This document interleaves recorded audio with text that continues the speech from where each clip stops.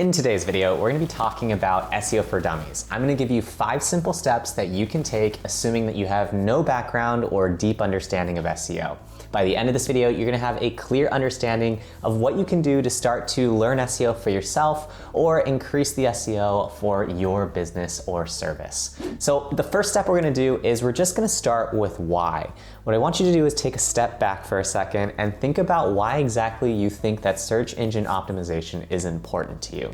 The reason why you need to get your why first is because if you don't have a clear reason as to why you even want to be thinking about SEO, then you're not going to be able to actually stick through the highs and lows of organic SEO. So first things first is understand exactly what is it that's important to you. Why is it that you care about SEO and why are you exploring it right now? Is it because, for example, you need more leads for your business? Or maybe it's because you just want people to be able to find a reputable site when they're searching for your business or service. In case you already have your why, tell me in the comments below so that I can reply back to you and show you some support. The second step that you're going to do once you figure out what your why is you're going to actually jump onto Google and start to actually search through some phrases. The reason why we're going to do this is because it's one of the fastest ways that you can just start to understand exactly what people are searching for in your particular space. So let's go ahead and take a look at an example when we jump into Google right now. All right, so what we're going to do is we're going to jump into Google here and we're going to start searching for phrases related to the product or service that we might sell. So let's just say, for example, we're HubSpot and we are selling different marketing solutions, CRMs, and things like that. Well, in that case, what we might search for is something along the lines of CRM tools. And when we do that, we'll start to see that Google gives us some results. You can see it that Google's telling us that people search for things like CRM tools meaning, CRM tools list, examples for small business, definition, free. And what you're gonna do, because you're still a beginner in SEO, is you're gonna actually just jot down what these phrases are. And then what I want you to do is take 5 to 7 of these phrases and then try to rank them in the order of what you think people would search for most. You can check this with some different tools, but this is going to give you a starting ground as to where you can go with your SEO. So if, for example, we just wanted to tackle SCRM tools for small business, we can search for that particular phrase. And when we do that, we're going to see some of the organic results as to what people are actually getting when they search for this phrase. We'll see a bunch of ads up here, but then we'll also see some different posts from Zapier, for example, that actually digs into the best CRMs for small business. So what you can tell here right off the bat is that Zapier cares about this phrase. And the reason why is because it probably gets a good amount of traffic. There's a lot of businesses out there that are looking for a CRM. And so what you can tell is that right off the bat, this is a phrase that would be important or interesting to us if we were a CRM business like a HubSpot. And so what you're doing as you work your way through this particular set of Google results is you're thinking about tangential or connected phrases that are very similar to the phrase you just started with. And in case you come up on a roadblock here, all you need to do is actually just scroll down, and then typically you're gonna see other examples of phrases that people are also asking. So in this case, you can see best free CRM for small business. So what you could potentially start thinking about is, well, I could start to create some content around best CRM, free CRM for small business. And as I start to work my way through this list, I'm just getting a better understanding of what my space is all about, what people are searching for in my space, as well as other things that might just be interesting as I continue to work on some ideas for SEO. But let's say, for example, that this is too specific. This is something in which we don't really know exactly how people might be learning more about CRMs and things like that.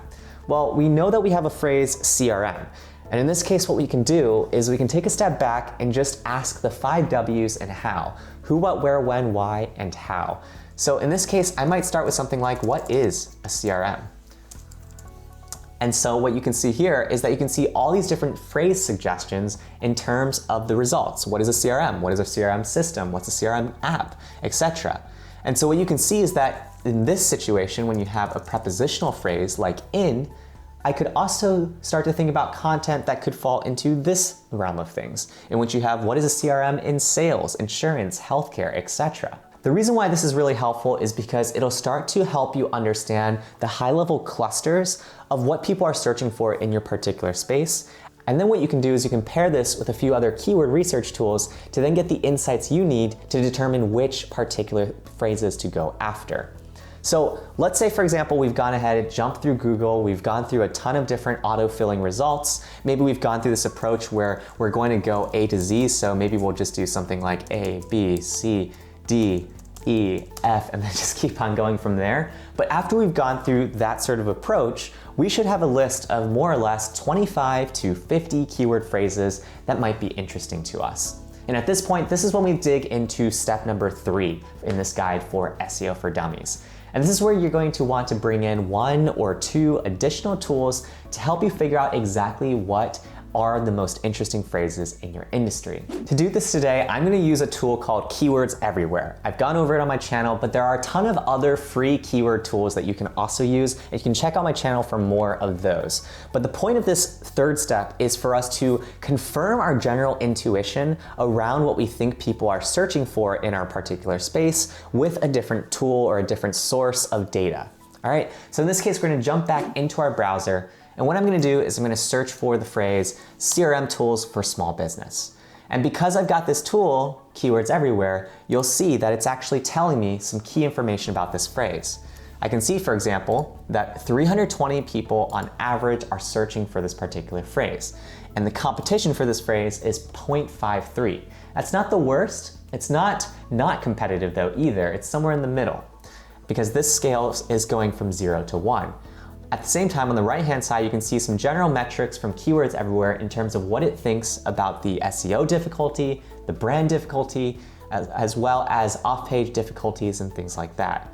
And what you'll also notice on the right-hand side is that when I use a tool like Keywords Everywhere, it's giving me additional suggestions as to common phrases that people are searching for around my phrase. And the reason why this is useful is because as you do more of this research, as you get more used to just understanding the different keywords that might come up in a particular industry or space, you're gonna start to be able to connect the dots like they are here. So you can see we have things on Best CRM for Startups, Best Free CRM for Small Business, Zoho CRM is coming up, HubSpot CRM is coming up, and all this other jazz, right? And you can even see the long tail phrases section in which we have some things like what are some CRM tools that are coming up. And we can click through these and then start to identify what are some of the things that we're going to want to create content for. When you're identifying this, what you're gonna wanna look for is a combination of existing traffic as well as low competition. So what that means is that if it's below 0.5 or so, you're probably in a good place in terms of really standing a chance when you're building a new website. In fact, if you're able to find something between 0 and 0.2 in terms of your competition score on Keywords Everywhere, you probably have a really good shot of being able to do better than the competition exists out there. But the core purpose of having this sort of tool is just to gut check what you just did in step number 2. All right, so at this point, we have our general keyword phrases that we've gone into Google and run our way through. We've also used another SEO tool to kind of complement our research. In the case, again, where you don't want to pay for Keywords Everywhere, you can check out some of the other free tools that I've shared on my channel. But from here, step number 4 is all about thinking about clusters. So in this example with CRM tools, we saw how there were a lot of people searching for things around what are CRM tools in XYZ. And what we want to think about is what can we do to start to create series of content in order to test out a particular query that isn't in our space. So in this situation, I might create a series, for example, that covers what are the CRM tools in and then all the different niches that came up earlier in my search.